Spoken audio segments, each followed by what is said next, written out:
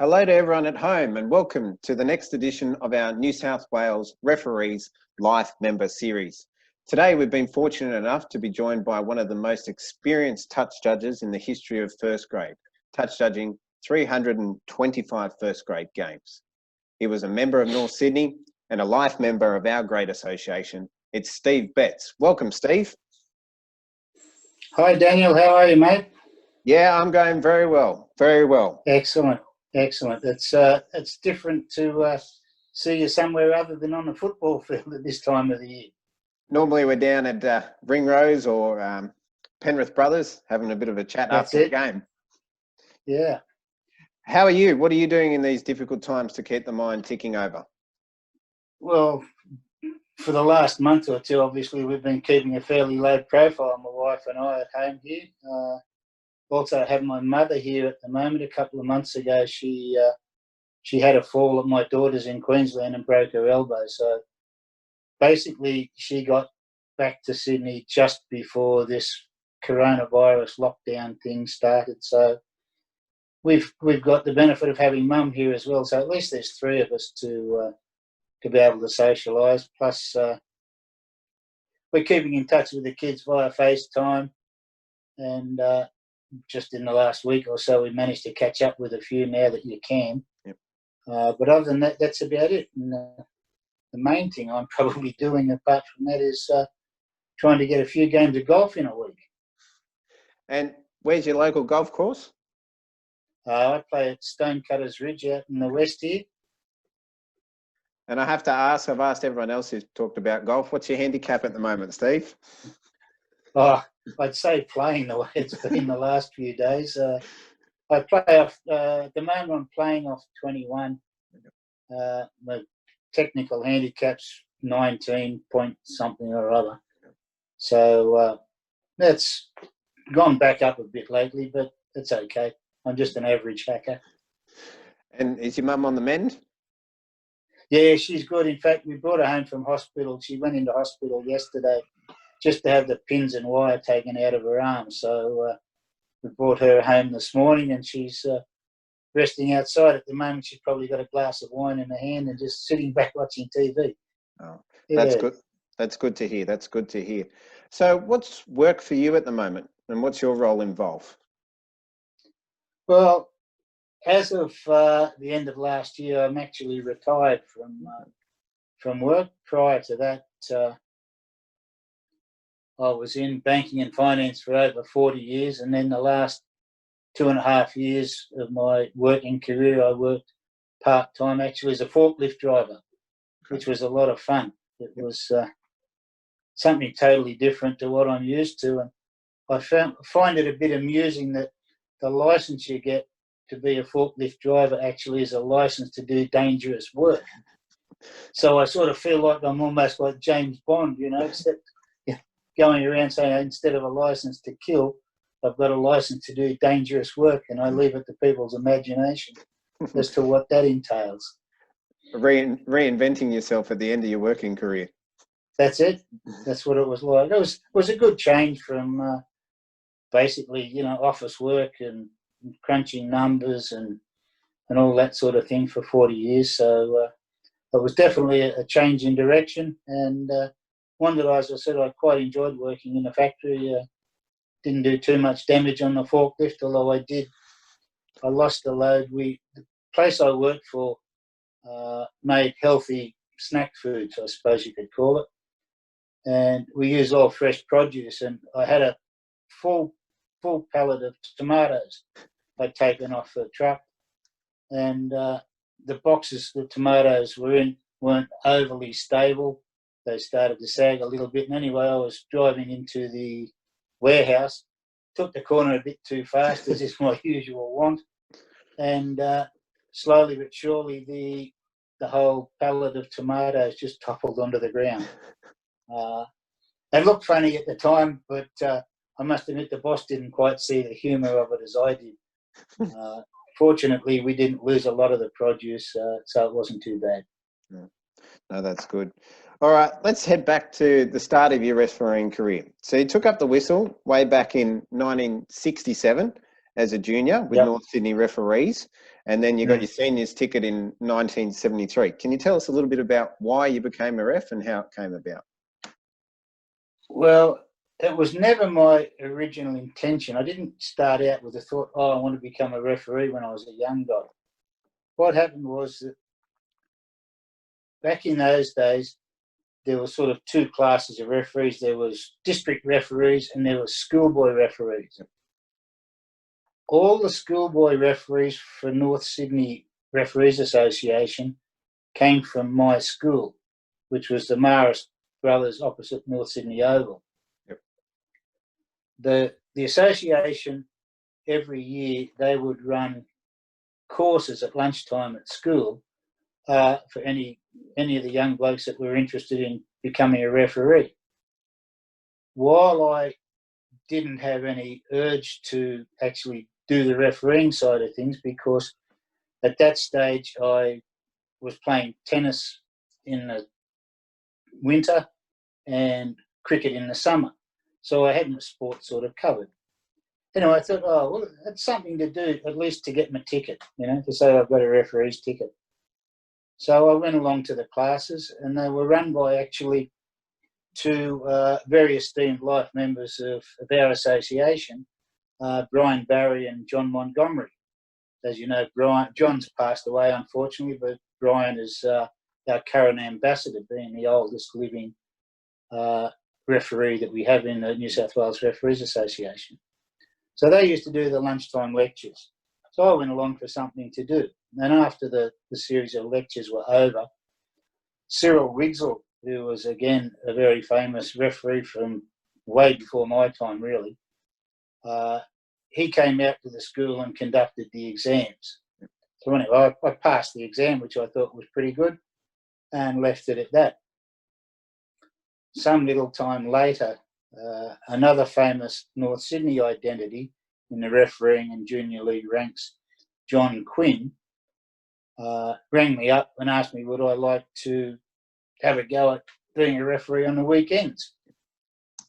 So I gave it a little bit of thought, and I thought, well, it does pay, even though back then it was probably only not much. There was probably only $1.50 for a line or something like that, whatever it was, but it wouldn't have been much. But I thought, well, it's good pocket money, it's good exercise. So basically, I gave the tennis the flick and decided to, and had a run around on the weekends. And so, I did that the first year. I never got past, I don't think it was probably an under 11 line. Was the extent of my the range of my games back in those days. I just noticed a photo up there. I probably wouldn't have been about an under 12 centre by the look of it in that stage. So I'd progressed. I must have been getting old then. Anyway, so I did a lot of schoolboy stuff. And again, back then I was a bit frustrated because to get your district referee's ticket, when I first got my schoolboys one, you had to be 21 to get your district ticket. Yep. And I wasn't real happy about that because having decided I would like the referee, I wanted to, get my seniors ticket as fast as I could so I could start refereeing senior grades. Anyway, the year when I just turned 21, which was at the end of 72, that year they decided to bring the age forward to 18. Okay. So I was 3 years behind the 8 ball at that stage, and that didn't please me at all. Cut a long story short, I went into the New South Wales Leagues Club as soon as I could in the new year to get my seniors ticket. And as it turned out, Vince Smith, another North Sydney and ex-grade referee, who unfortunately has also passed on, Vince was there the same night that I was to get our seniors ticket. I didn't know Vince then because he hadn't refereed previously, and as I said, he was going straight into a seniors ticket. So we introduced each other when we figured out where we were from, and we were good mates ever since. But anyway, I managed to get my ticket that night it was quite ironic. Joe Moses was asking the questions and Tom Bellew was the marker. You used to have a marker sat behind you keeping score, see? So anyway, before we went in, Tom said to me, he said, look, tell you what we'll do here. He said, when you sit down, this is a secret, by the way, when you sit down, just put your feet under the chair so that if you give a wrong answer, I'll just tap you on the foot. And then you can ask Joe to repeat the question. I thought, this is good. I'm a shoo-in, you know. So anyway, and then they just ask questions forever. Like you could be in there for an hour and a half, and if you got 3 questions wrong, that was the end of it. You had to come back another time. So anyway, I got 1 question wrong, and there was no tap on the foot. So I thought, well, this plan's not working very well. Anyway, another while later, 15 minutes or so, I must have got another question wrong because the next thing I got a tap on the foot. So I thought, this is it. So I said to Joe, Joe, would you just mind repeating that question for me if you don't mind? You know, because I gave the answer and then I said, actually, just repeat the question. He repeated the question. I gave the correct answer then. So that was good. It happened once more. So I got 2 taps on the foot that night. I'd been there for about an hour and 10 minutes. And Tom said to Joe, he said, mate, he said, you've been asking him questions for an hour and 10 minutes and you haven't asked him any questions on penalties yet. Like, how long are we going to be here? So Joe asked me 1 question on penalties, which I got right. And they said, okay, that's enough. You get your seniors ticket. Beauty. So that's how I got my seniors ticket, with just a little bit of help from Tom Bellew, a former chairman of the New South Wales Rugby League, also a life member of our association and of North Sydney for that matter. So I mean, and that was the start of it in terms of that, yeah.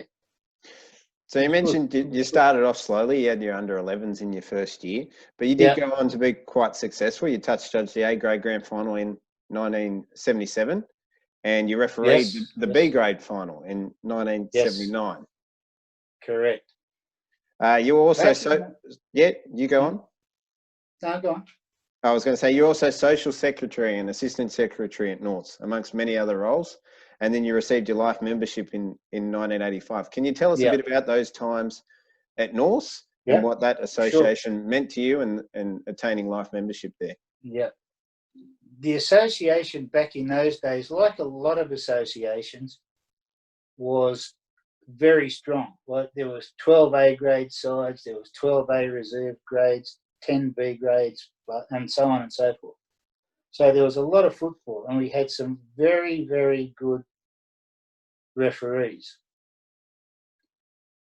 You also, because of the number of games, you'd often double up. So I can remember times when I'd do 2 centres and 3 lines on a Sunday.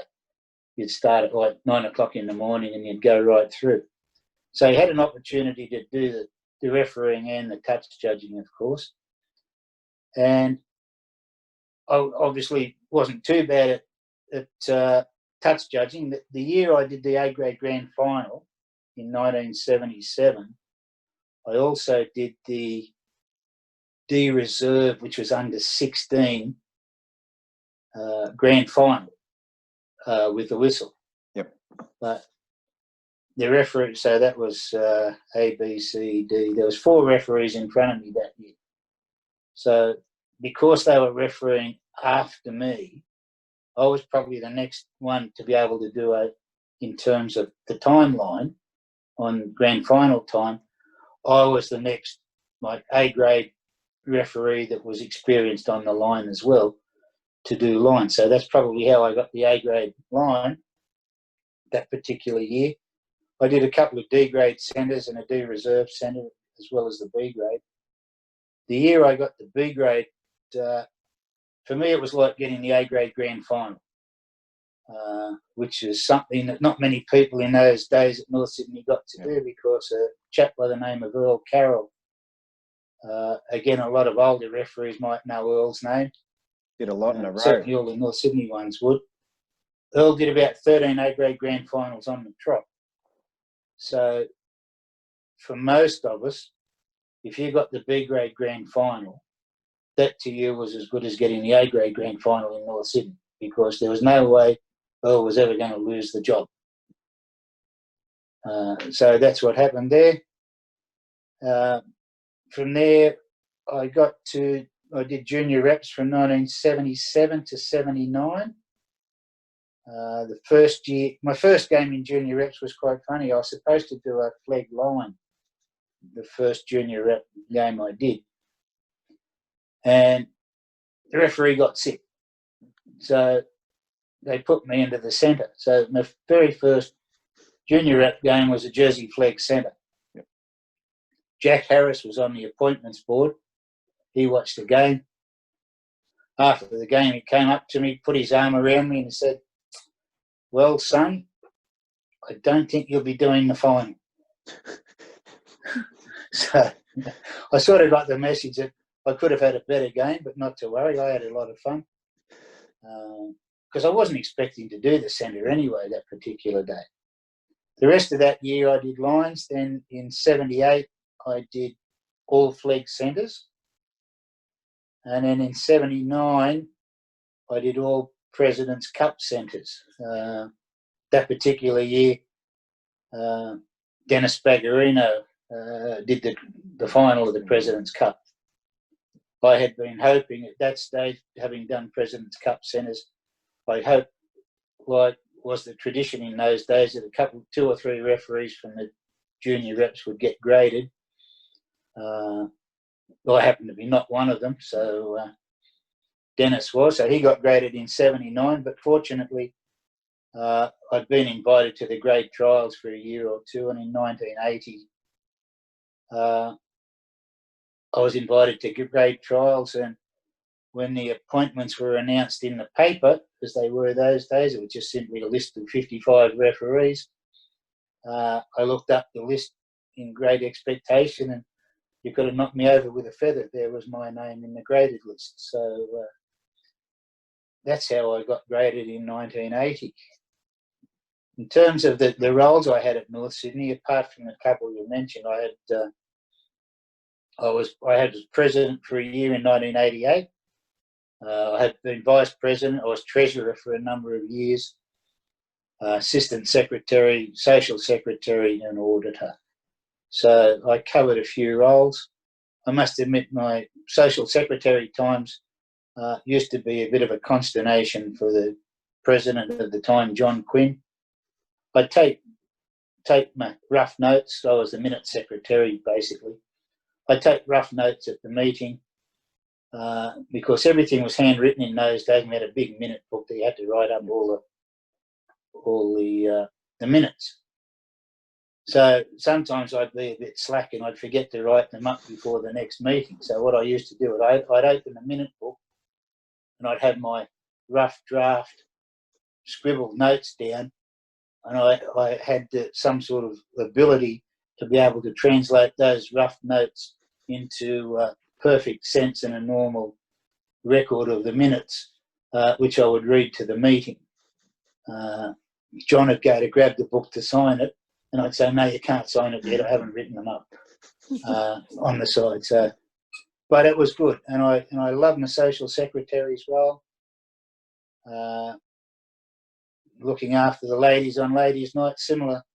Excuse me. Similar to when I was on the social committee in grade.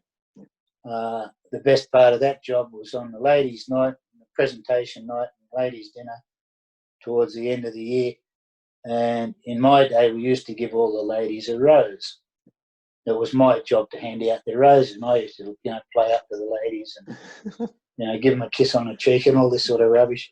But they loved it, and I loved doing it. So there was good times, and the events were similar to what we used to do in grade back then. A big annual dinner, Christmas party for the kids in the park, meeting convivial smokers, that sort of thing. So it was very similar to once I was in grade in that respect. But yeah, great time. great times. I loved my park football. Yeah. Loved it. I think many people you speak to, they always speak fondly of their times back in their local association and Absolutely. the friendships and the Absolutely. social times that they have Yeah. from there. So as you Sure. mentioned earlier, you were graded to New South Wales ranks in 1980 as member Yep. 694. Can you tell us a little Yes. bit about the time now before you, between when you read that first lot of appointments in the newspaper up until the time before you made your first grade career? Sure. Well, Debut, sorry. back when I got graded, everybody got graded basically as a whistleblower. Right? None of us got graded to be professional touch judges, as it were, like they have now. So that's a great photo that you just put up on the screen. They all got graded as whistleblowers. My games with the whistle was rounds 19, 20 and 21 of 1980. So I hadn't blown a whistle for 12 months, basically, when I got those opportunities.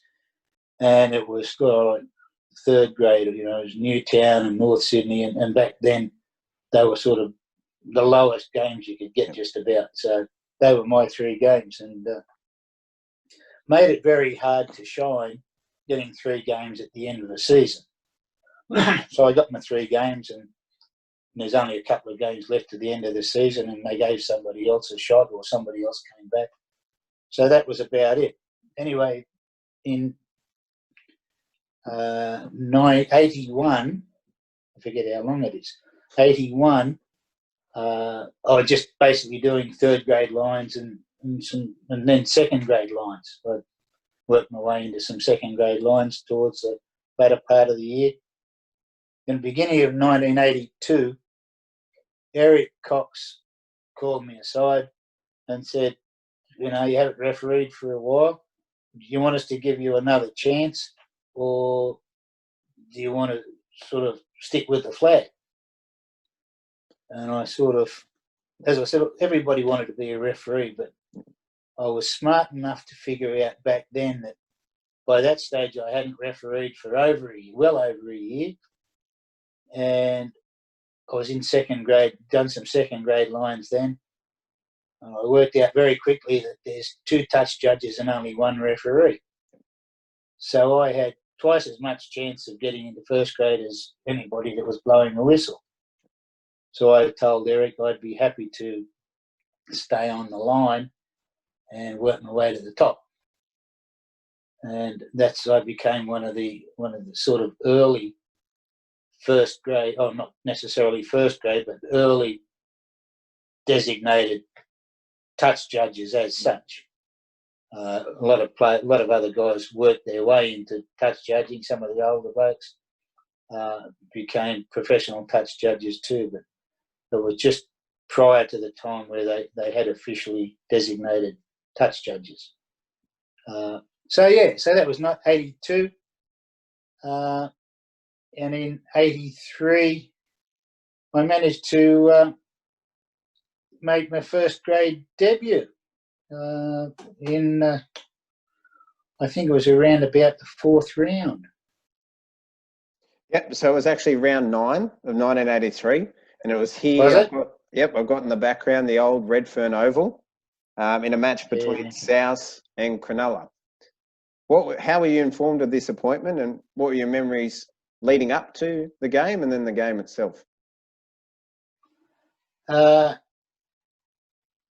memories of the appointment were a bit the same as the way I got graded. I read it in the paper. I hadn't been told that I was going to get to first grade the next week, and I read it in the paper.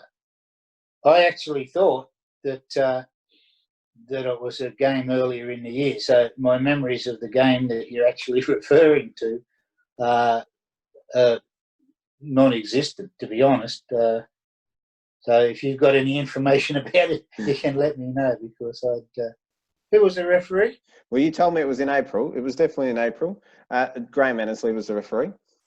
Yeah, well, that's what I thought it was. Yeah, Souths and Cronulla at Redfern. Is that what you said? Yep. Yeah. Yeah, I do, because that's the game I thought. It was a small crowd. About 4,500.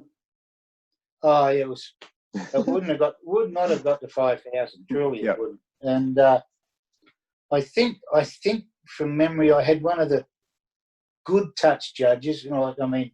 Like up in the Ian McCall class, on my other line, because I was only a novice. Yep. And they sort of, at least Eric and the boys put somebody on to sort of look after me somewhat. But my memory of the game is at South Block, Cronulla, and that didn't matter to me because it was first grade. Yeah, it could have been 1,000, 100 nil. It wouldn't have mattered to me. It was just an awesome feeling to run onto a ground with, could have been nobody there. I wouldn't have cared. I could have done it now with no crowd.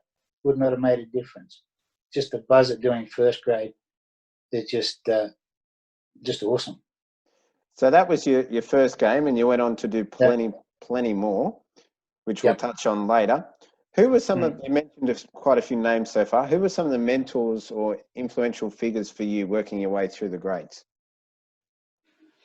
I think early on there was two guys that I admired greatly, and they were touch judges. So once I decided I wanted to become a touch judge, there were two people that I admired immensely. One was Brian Barry, because Brian was a first grade whistleblower, and he went from first grade whistleblower to third grade line in a week.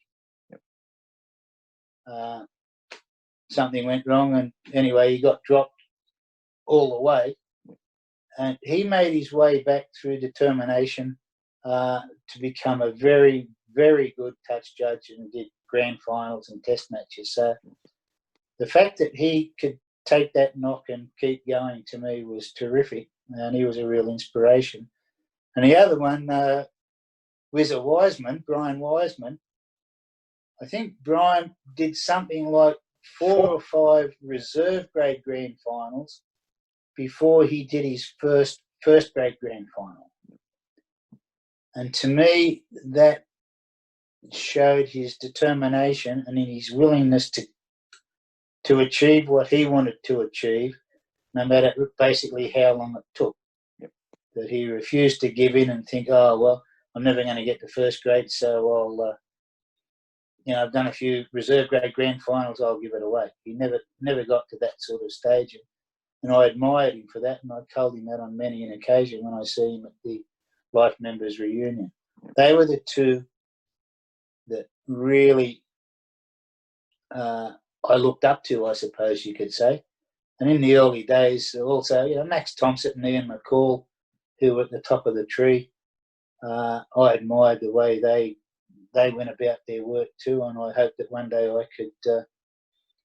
I could achieve some of the stuff that they did. I was fortunate that I was able to do that. As I moved on, I guess, my peers of the day, the Phil Curleys, the Mick Howells, Martin Weeks, Kevin Russell, Tony Danks, Cole White, and those guys, they were my opposition, as I used to call them, because I wanted to get the job that they were trying to get as well. So, but I admired them all greatly, and I used to learn from them, and I hope I was able to show them a thing or two occasionally. But they provided a lot of inspiration, guys like that, for sure. No, Brian Barry is certainly a tremendous man, and he certainly tells a good story, a good yarn. He's one of the best yarn tellers I know, that's for sure. Yeah. So why do you think, or what was one of the major factors for Steve Betts to achieve the longevity that you did throughout your career?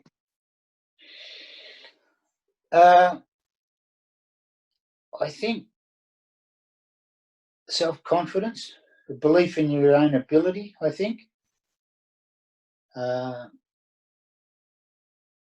ability to make decisions and get them right 99% of the time. Fitness. I think, there's not just one thing that gives you that length of time. If I just had not been as fit as I could be, or if I didn't believe in my own ability and have the self-confidence to make decisions, there's no way the people that were adjudicating on my performance and others would have kept me in the game. They kept me in the game because I guess I was good at what I did. I like to think I was good at what I did. I always had the thought in my mind that I'm the best touch judge they've got. Right? For instance, like I did the second grade grand finals I did in 91, 93, 96 and 97. So I was in the top four because I did second grade, but I believed I was still the best touch judge, and the selectors got it wrong. Yep. Because I needed to believe that I was the best touch judge they had. I accepted the fact that other people didn't agree with it, and I was the first to congratulate those that were appointed to the first grade games in front of me, and I used to make a point of ringing them up on the day the appointments came out to give them my hearty congratulations, because they deserved it as much as I did. I just thought I was better than them, that's all. But they deserved everything they got, and I was very pleased for them. But yeah, you just got to have immense faith in your own ability. So one of your first major grand final appointments in grade came in the Commonwealth Bank Cup final in 1983. What were your memories of schoolboy footy and these experiences? The Commonwealth Bank Cup was a great competition back in those days. It's still played today, as far as I know, in some form or another. Back then, it retained a fairly high profile because it was played on a Wednesday night in front of the AMCO Cup or KB Cup or Panasonic Cup, whatever it was called back in the day. So it had a high profile, and it was on TV every week. So to get appointed to the final in 83 in my first year in first grade, because they used first grade touch judges and those back in those days, and referees, although it was a second grade appointment, they often used first grade officials. So to get that appointment was a real buzz. My first, what would you call it, my first appointment on the big stage, I suppose you could call it. And Fairfield Pats give St Greg's a bit of a touch-up. I just noticed you've got on the screen here, Lionel Green was the referee, and Noel Sislowski was the other touch judge. In fact, I couldn't remember who had refereed that game, funnily enough, until I looked it up myself to see it was Lionel and Noel that did that game with me. Yep. Later that year, the winners of that game, Fairfield Pats, played the winners of the University Shield on grand final day in 1983 at 9 o'clock in the morning. Oh, geez. Early start. It was an early start, and there wasn't a lot of people there. They'd only just opened the gates. But again, for me to do that game on grand final day at the Sydney Cricket Ground was just like doing one of the big day grand finals, because here I was on the Sydney Cricket Ground on grand final day. Couldn't get anything better officiating in a game. It was terrific. Now, the next major appointment that comes for you is the City Country match in Newcastle in 1985. Sorry, as you can see, some of the team lists are littered with superstars. There was a notable incident in this match. Well, I didn't think it was notable, but again, certain other people did. What happened was that Andrew Farrer had the ball. I remember it to this day. Andrew Farrer had the ball, and he was running down the line, and Steve Mortimer was coming across in cover. Well, Farrer was right on the line, and I could see he was going to kick the ball. So I'm trying to position myself so that I can see whether he kicks the ball before he goes into touch or not. So I'm trying to look at his feet and kicking the ball, whether he puts his foot on it, because he was running very close to the line. Yep. So anyway, he's just got the ball away, and at that instant, Steve Mortimer's come across and barreled him. Well, I didn't see anything in the tackle myself. Yep. I just thought, well, he committed to the tackle. I'm concentrating on Andrew Farrar kicking the ball and touchline, all that sort of jazz. I didn't see anything in the tackle, and so I didn't do anything. After the game, nothing was said at the time. And then the next day, Eric Cox rang me up and said, you should have got Mortimer. And I said, well, what for? And he said, yeah, he didn't think the tackle was right, and they were going to cite Steve Mortimer to appear before the judiciary. And I said, oh, well, if that's the way you think, I didn't see anything, but that's the way you think. And I had already asked for the next weekend, because I was going away, could I do a game in Newcastle? Because I was going to head north for a few days. So I said for the next week after City Country, can I do a game in Newcastle? And they said that's all right. Anyway, the next day, the appointments come out in the paper as they did, and I'm in reserve grade. And I thought, this is not good. I know they weren't happy, but nothing, Yep. Nothing had happened, and I'd been dropped over this incident. Anyhow, Coxie rings me up again and says, yeah, you've been dropped, bad luck, son. And we think you missed an incident, and Mortimer's been cited, and we'll give you a call. It'll probably be tomorrow sometime. He said, can you get away from work? Probably be in the daytime. I said, yeah, that's okay. So on the Wednesday, I think it was, I was having a long business lunch with Michael Stone and a few of his colleagues down in Chinatown. And about 1:30, my phone rang, and it was Eric, and he said, can you get up to the headquarters by 2:00? They're going to do the case, the Mortimer case. So I wasn't particularly in a mood after being at lunch for an hour and a half at that stage to go to a judiciary meeting, but I thought, discretion being the better part of valor, I'd better go. So I went up there and gave my version of events, and in the end, Steve Mortimer was exonerated with no case to answer, which to me justified my view of the incident, but it didn't help me because I was still in reserve grade. Yeah. 2 weeks later, I was in the reserve grade the week after in Newcastle, and then one more week, and then they put me back up to first grade. But yes, that was an interesting City Country. I got dropped for something that effectively didn't happen, but such is life. Let's move on to another notable appointment. The first of your 3 first grade grand finals takes place in 1992. It's Brisbane versus St George at the Sydney Football Stadium. Can you tell us about your memories of the game itself, how you informed, and how grand finals rated in your career? I remember the game very well. I got a phone call from Mick Stone telling me I had the game, which was good.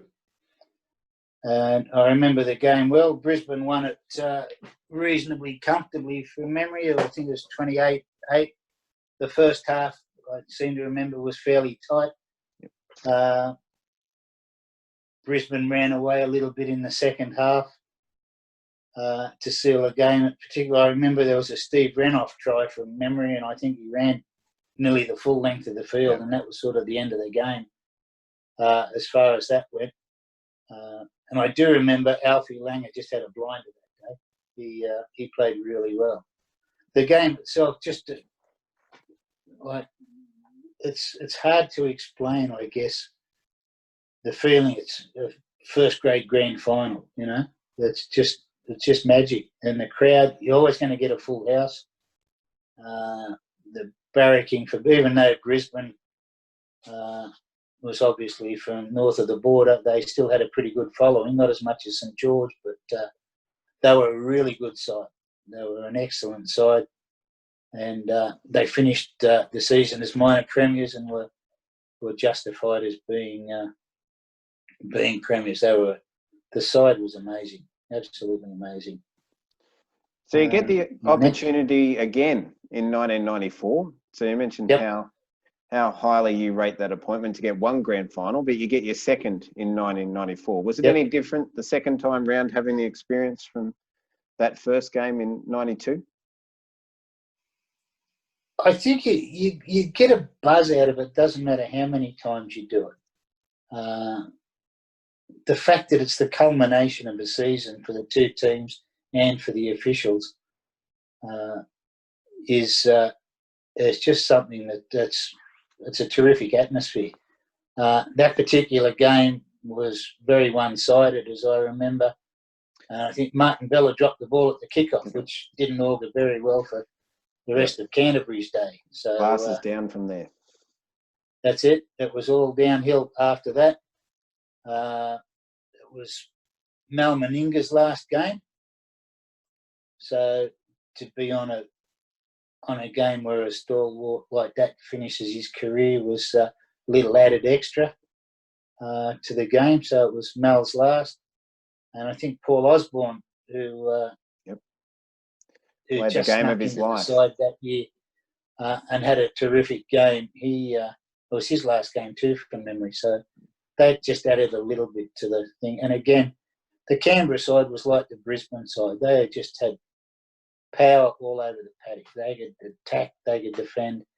And again, they even though Canterbury were the minor premiers that year, the Canberra side was a really hot side. Well, we'll keep pushing forward in chronological order. We'll talk about your last grand final shortly. In 1995, you touch judged the first Auckland Warriors home game in the competition. Well, it was actually their first game in the competition in 1995 at Ericsson Stadium. What was the build-up to that like? What was the experience, the atmosphere around town? It was incredible. To get that first game was over there, as you can imagine. Like, they'd been building up to this. The official launch of the Warriors was in 1993, and I went over there. I'm just trying to think who it was with then. With Greg McCallum, and I think it was Kevin Russell. We actually did a game in 93, the weekend of the launch of the Raiders. So we did the game, and we went to the official function for the opening of the Warriors. So I'd been over there before, and I knew what the hype was like leading into this game. Well, as you can see in those photos, that flame, we nearly got torched to death that night. The Warriors came from a tunnel over the way on the diagonally opposite side of the field to where we were. So Brian Bonney and I had gone over there to inspect the boots, as we did. And on the way back behind the goalposts, there was these 44-gallon drums. The next thing, there's all this fire coming out of these damn 44-gallon drums. Ryan and I didn't know what was in it, and we were pretty close to them, so feeding the heat nearly singed all our hair off.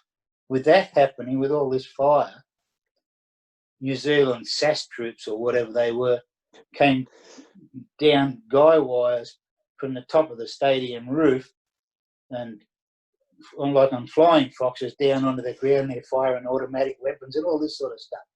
It was just something to behold. And when we went to bring the Warriors out, as you saw, we had to walk through this aisle of fire, and it was good. It was good. The atmosphere, the Warriors fans, obviously, they went crazy. Whole night. You couldn't hear anything all night. They just went off. And, in fact, they nearly won the game. From memory, I can't remember the exact score, but it was something like 25-22 to Brisbane or something like that. Yep. So they nearly pulled off one of the great upsets of all time. So it was good. In 1996, June 96, the return of Monday Night Football takes place at the SFS in front of a crowd of more than 30,000. Now, Darren Junee scores a very notable try here in this game. We'll have a look at it. Whilst we're having a look, I want you to think, were there any other tries from your career that really stood out, that you stepped back and said, wow? Really enjoying it out here tonight. Walker down the right. Junee! That is a super try! That is rugby league at its best! Michael Hancock had absolutely no idea what was going down there when Junee, he just stood there and watched the ball go over and watched him go by. And that's a mean feat for Michael Hancock, one of the greatest wingers. Michael Hancock was an excellent defender. Very hard to pull down, but he also was a very good defender. So it certainly was a mean feat.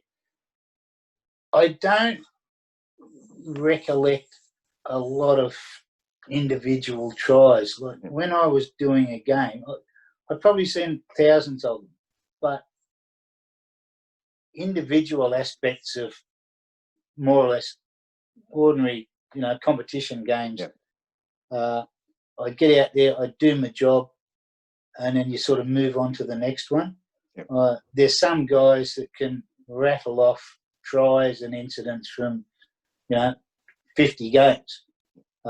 That's not me. I can rattle off a few incidents from a few things, but I don't always, put them in the memory bank for the future. So in terms of spectacular tries, not that I can recall specifically. Daniel? I think with 325 first grade games, your memory would certainly be full. Now, yes.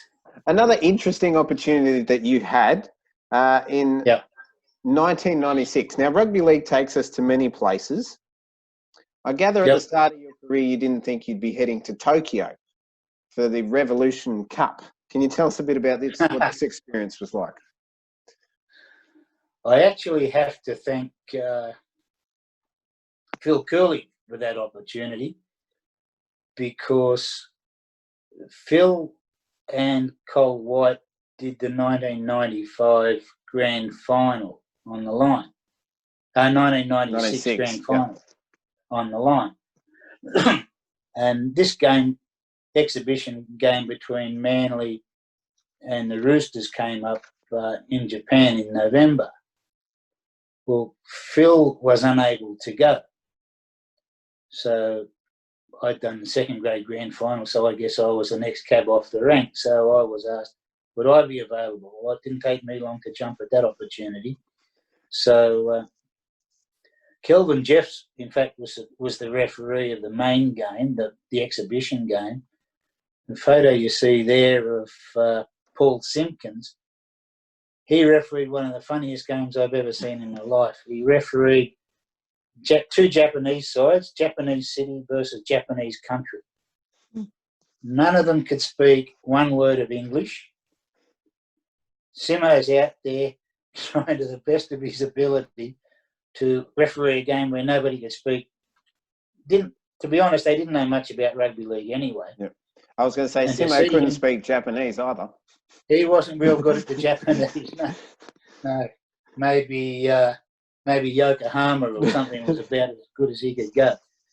Or Pirelli, or not Pirelli, they're Italian, aren't they? But anyway, to see him trying to explain to get back 10 metres and this sort of thing was as funny as a circus. But we had a great time. In the main game, I actually gave Paul the flag at one stage so I could take a photo or two.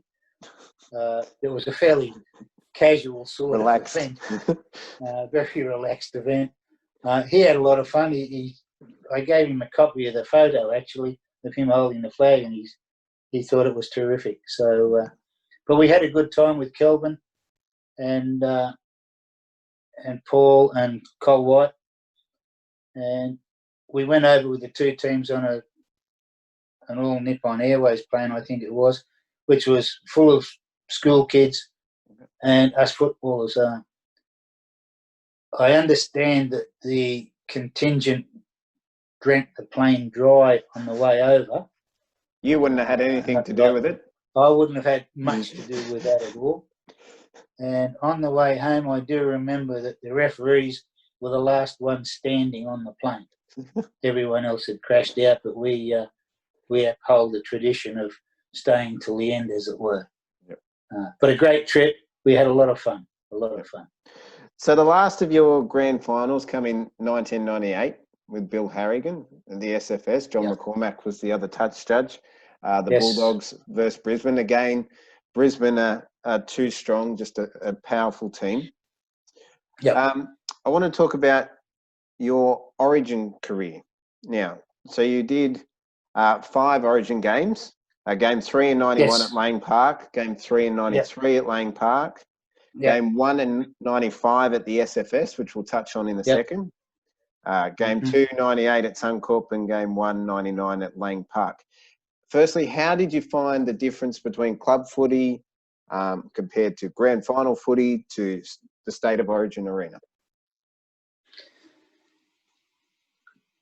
State of Origin football is played, to me, at a different intensity even to grand finals. There's no doubt that club football is intense, don't get me wrong.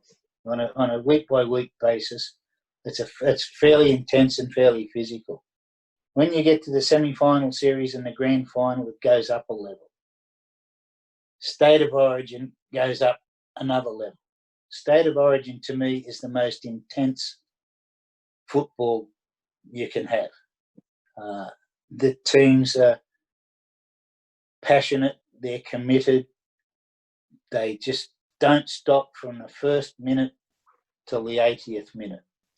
And from our perspective, you've got to be on the ball the whole time, because if you blink, you miss something. That one, as we see You absolutely miss something. The atmosphere, the intensity is at a different level in State of Origin football. Particularly, I thought, at Lane Park. Yeah, which you did quite a few at Lane Park out of your I 5. did 4 at Lane Park. Yeah. Yeah, which surprised me when I was looking back. Yeah, 4 at Lane Park, and I don't know where you're getting all this film from. You've done good. I've got ways. All right, now, 95 at the SFS. Infamous. It was 2-0. Now, 2-0. There's a kick downfield from Queensland and Steve Betts runs on with his flag on and a penalty's awarded. Can you tell us about this incident? It ends up being the penalty goal that wins the match. Yep. Paul Harrigan, from memory, Paul Harrigan put a shot on Gary Larson.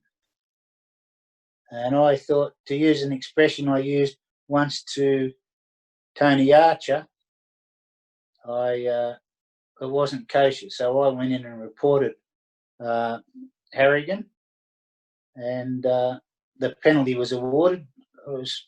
To me, it was an easy penalty, which was given.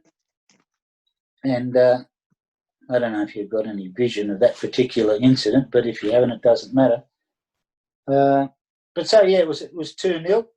As it turned out, that was the only score in the game, and I understand it is the lowest score in any representative game in Australia, whether it's Test, State of Origins or whatever. So yes, I certainly didn't expect that was going to be the outcome of me running onto the field to report an incident, but it seemed to create something special. Yep. It did.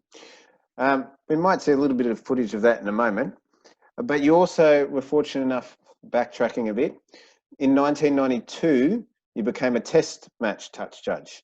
You Yep. you touch judge one of the games in the 3-game series of the Great Britain Lions when they came to Australia. The referee was the New Zealand Dennis Hale, and I think Kevin Russell was on the Kevin other Russell line. was on the line. That's right. Yep. How did you find the test match experience? To me, getting an appointment to a test match is similar to the players. To me, I took it as representing my country. Except I was representing my country as an official, as if you on some international, which effectively I was. You're on, an international panel, if you like, or you get to officiate at that level. I was representing. To me, I was representing Australia as an official on an international match, and I got an Australian blazer for doing it. And I was very, very proud of that. To me, was in terms of games, doing that test match to me was, in terms of the honour of it, to me that was probably the highest honour I achieved. I had lots of great games, but that was the actual highest, to me, the highest honour as a test match official. And again, it was first test. Australia was just too good. I remember that much of it, and as I said, it was the honour was the most important part for me, of representing Australia to me. Now, you do your last first grade game in the year 2000. Can you tell us a little bit about the conclusion of your first grade career? I would have preferred it to have been a little bit better than it was. My last game, actually, that photo you've just put up there now, that was, I think that was 98 or 99, when the referees weren't having a real good time of it with the press. So they called all the press in, and I was the only touch judge invited to, in attendance at that meeting. So, in that one, it just showed me that, I did have some standing as a touch judge at that time. But anyway, back to the finish. My last game was in Townsville, and like I did very early in my career, I left my socks at home. So I actually got a pair of socks off Julian O'Neill, and so I wore North Queensland socks in my last game. I was very fortunate. They were very dark blue, almost black, so we were wearing black socks in those days, so nobody picked it up. But unlike the time I left my socks at home at the old sports ground, and it was St George and the Roosters, and I left my socks at home, and being on third grade back then, there was nobody you could borrow any socks off, so I wore a pair of Rooster socks for the first half of the game until I'll think of it in a minute. One of the other guys turned up for the reserve grade game and gave me his socks to wear for the second half. So I haven't left me. Anyway, so I did the game, turned up for training in 2001, looking forward to another year and getting closer to what I was hoping would be a 400-game career at that stage. Peter Louis and Brian Grant were in charge at the time. And I must say, I didn't have the best of years in 1999 as the season went on, and I don't think I fitted their mould, I suppose you could say. Anyway, they got me at training towards the end of training before the appointments, the gradings were going to be done, and asked me if I thought about retiring. And I sort of very quickly answered no. And they said, well, you might want to give it a little bit of thought. I didn't like that. And I said, well, what's the story? And they said, well, you're getting on a bit, and we might be wanting to put some younger blokes in. Well, that didn't sit well with me because Phil Cooley was older than I am anyway. So I thought, well, go and pick on him first. It was a bit hard because he did the 2000 grand final, so I suppose he had a bit of a start. Anyway, just before the gradings were announced, they rang me up and said, we want to come and see you. I thought, this is unusual. So I said, well, I'm going to work at North Sydney Leagues Club at 6 o'clock tonight. So I said, you can come over to the club and meet me there if you like. So they came over to North Sydney Leagues Club and they said they were going to start me off in reserve grade. And I may or may not get back into first grade. Well, I finished in first grade in 2000, so I thought, well, they're obviously going to stitch me up here. Yep. So they said, have you given any thought to retirement? So I thought, I'm not going to run around in reserve grade for 12 months and then have to retire anyway because they obviously want to get rid of me. So I made the decision on the spot then that I would retire before the season started and they didn't have to grade me. And that's what happened. And so I retired at the beginning of the 2001 season. So, yeah, 2000 was my last season with over 500 grade games and 300 plus first grade. So I thought, that'll do me. Yeah. So although you didn't probably finish it on the note that you wanted to finish it on, I mean, many officials bow out that way.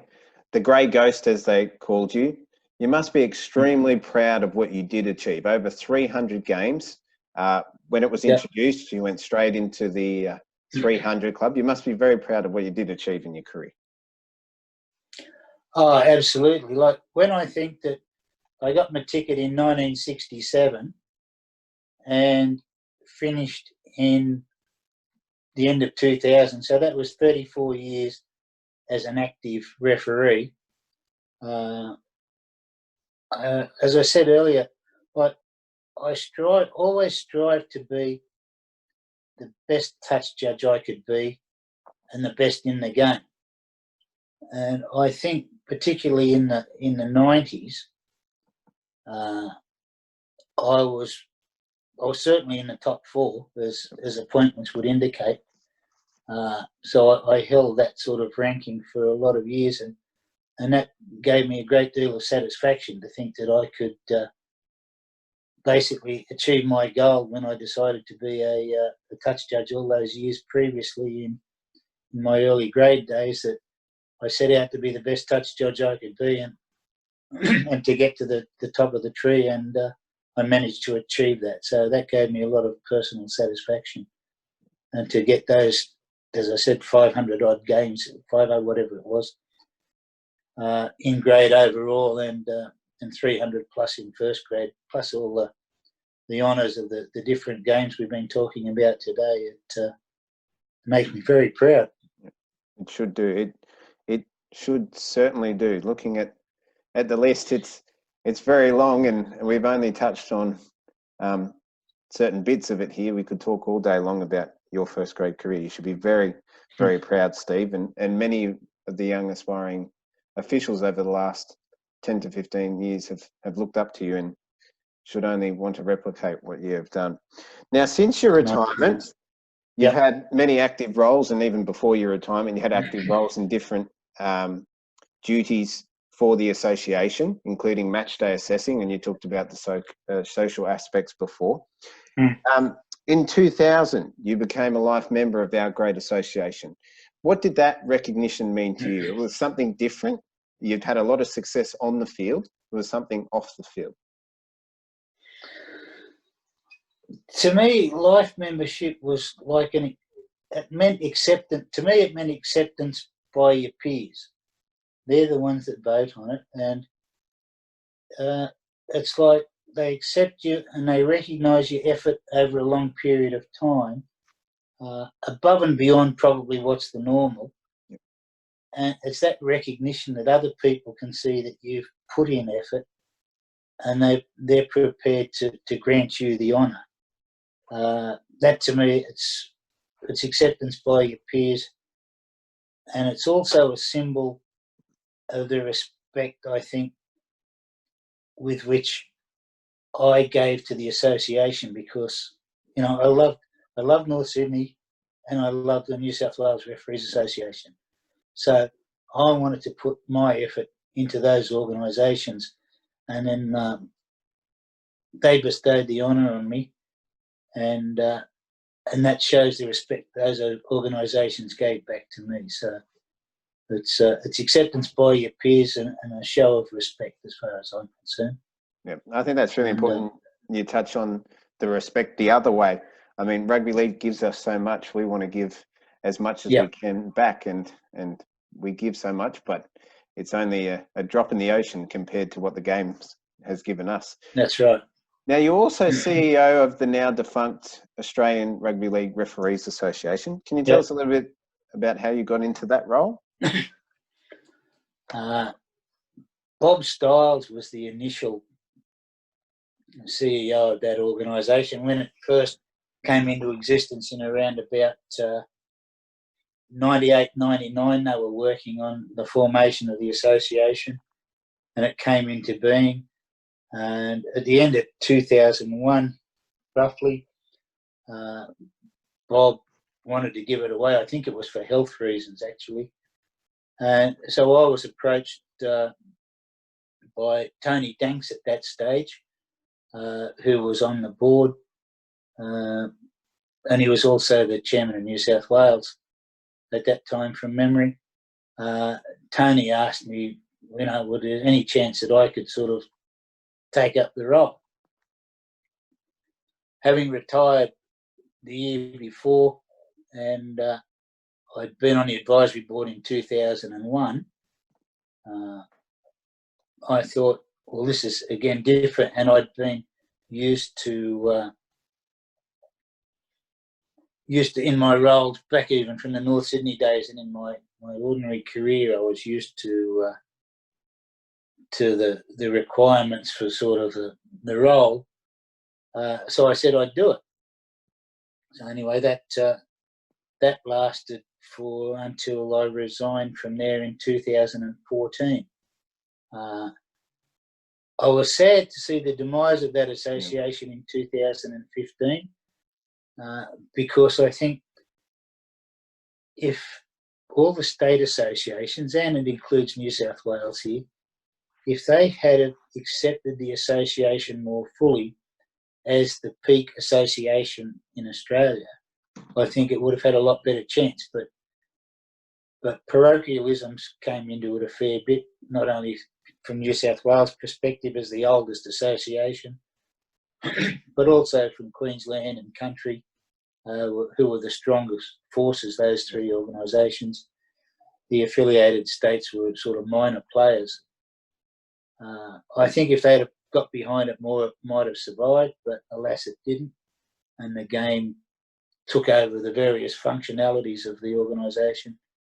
I was proud of my time there. I organised their first and only sponsorship, or first sponsorship with Classic, so that all the national championships, which we were responsible for, our referees were all kitted out appropriately. I was also proud of the fact that we were given their role by the Australian Secondary Schools Rugby League to organise and provide the officials for all the national championships, and we also did that for the affiliated states championships. So that was also another big thing. And probably the best thing the association did was get up and running the CMO coaching courses, the level 1 and level 2 CMO courses. So the association, in fact, did achieve a lot more than people think. And again, I was proud of what I was able to do for the organisation while I was there, and I was sad to see it go. But just something else I did to try and put back in, Daniel. Yep. Now, you're very much still a presence at our social days, golf days, Life Members Luncheon and the like. An event that actually had its 30th anniversary this year, the Brooklyn Bash. Why is something like this on the calendar so important? I think any chance to catch up with your mates is good. So the golf day, the Life Members Day, Brooklyn, they're chances to catch up with people you might not see for 12 months. Yep. Brooklyn in particular was started back in 1990 by Martin Weeks, Mick Ryan and a couple of other guys who saw it as our version of Mad Monday, except being referees, we don't drink at all. we were always quiet and withdrawn, and we decided we'd find somewhere far away where we could just go and have a few beers and something to eat. So the Anglers Rest at Brooklyn was scouted and became our home for the last 30 years. There's been 70 people turn up and there's been 12 people turn up. Doesn't matter who turns up, it's on. Yeah. And that's the way it is. And that's the way I look at it. I'll do it forever. Yep. While there's somebody else to turn up, if it's just me and somebody else, that's fine. I don't mind. And all the other social events, I go to them, as I said, to catch up with people, to talk to people, tell stories, tell lies, and have fun. And there should be more of it. Now, we might be prompting the response to your last question here before we get into our fast five, either or. But what's the biggest thing that rugby league refereeing has given you throughout your on-field and off-field career? It's given me lots. It's given me more than I'll ever be able to put back into it. I can tell you that for a start. It's given me the opportunity to meet people that I've been friends with forever, and I will remain friends with forever. People I count as my friends. You can only count friends on one hand most of the time, and I've got some of those blokes who are on that hand that I've known for 40-odd years. Particularly as a referee. So that's the first thing. I said particularly as referee. That's right, exactly. Yeah, there's no doubt about that. So the friendship, the opportunity to partake in a great game, although I don't think it's as good now as it was then, but to have the best view in the house of one of the biggest sporting events in Australia was terrific. The opportunity to travel, I guess from a slightly egotistical position, because I was up near the top of the tree for a long time, I got to be known by all sorts of weird and wonderful people and recognised, in the pub or in the street or wherever. And even in recent times, people at the golf club where I now play, and I haven't refereed for over 20 years, people still ask me, oh, were you that touch judge from, back in the day? Yeah. And they want to talk about football. So it gave me, it stroked my ego, I suppose you could say. And I just had a lot of fun. Yep. Just a lot of fun. And all those things put together, and I could name a heap more, but all those things put together, as I said, I could never repay the game or the association associations, plural, for what I got out of it. And that's why I still do bits and pieces. I think that's at the core of it. We work really hard, but we enjoy it on the field while we do it, and we enjoy the friendships off the field. Now, our fast five to finish off: barbecue or tomato sauce? Tomato sauce. Good man. Ford or Holden? Holden, but I think I might have to say Chevrolet from now on because Holden's gone. Yeah, maybe Mercedes or. Oh well, yeah, that's in a Nissan class. Now you've done both. In terms of a spectacle and the experience, state of origin or grand final?